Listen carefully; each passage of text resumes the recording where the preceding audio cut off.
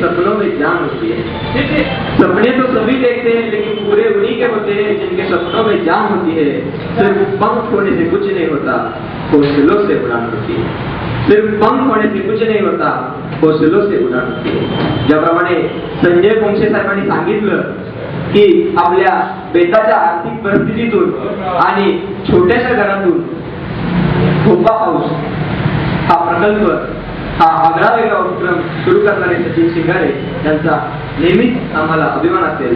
म्हणून टीम नोबेल्टेक त्यांच्या सदैव सोबत असेल।